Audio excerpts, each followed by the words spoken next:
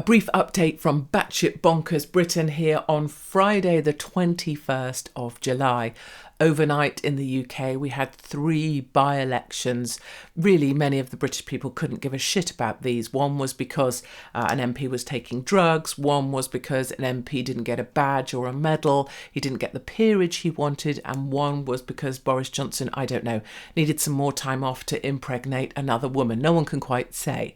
What we learnt was that our two-party political system is a load of old crap and democracy is essentially meaningless here in Britain right now.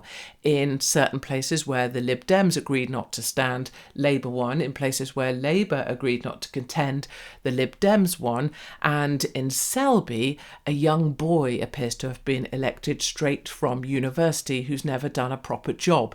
And this is the kind of nonsense we're facing, exactly the sort of stuff that Monty Python predicted. Indeed, the returning officer for Uxbridge looked like he wanted to stab himself in the eyeballs as he tried to read out the returning votes from Uxbridge, where Count Binface did remarkably well, as he always does.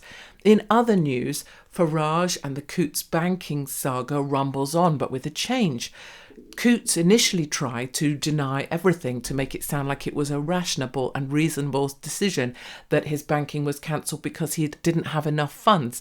Now they've been forced to own the fact that they did do the dirty on FARAGE, and the banking boss has come out to apologise. She has said sorry to FARAGE, but there is an interesting point of the story that's going to get lost. So Dame Alison was at a dinner the night before all of this went on. She was sat next to the BBC business editor, Simon Jack. Simon Jack then rang FARAGE the next day to explain that his banking was taken away from him because he didn't meet the targets or he didn't meet the criteria or he didn't have enough money or whatever. And it turns out that Simon Jack was probably put up to that by the banking boss Dame Rose, who's paid 5 million quid a year. And now FARAGE really has them. Because why was it that his personal and private banking details were being discussed over a private dinner where a BBC political editor was sat next to the banking boss and then was put up to making a FARAGE phone call to try and make this all go away and go on to the BBC and promote the idea that the bank were acting very reasonably and rationally? FARAGE now needs to go for broke against this banking boss.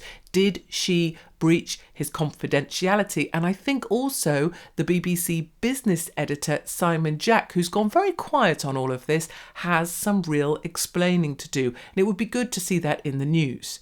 Finally, Amsterdam wants to ban cruise ships. Now, you might say, oh, that's a jolly good thing because cruise passengers are a pain in the arse and I hate it when the cruise ships rock up and the cruise types are the worst of it. But Amsterdam is also banning regular flights. It now has a quota on the number of flights. It's going to ban private jets. You may say that's a good thing, but when do they ban ordinary flights for good? It's going to ban diesel and petrol cars into Amsterdam. It's banned pub crawls, organised pub crawls in Amsterdam. It's banned smoking in the streets in Amsterdam. And now it's banning cruise ships.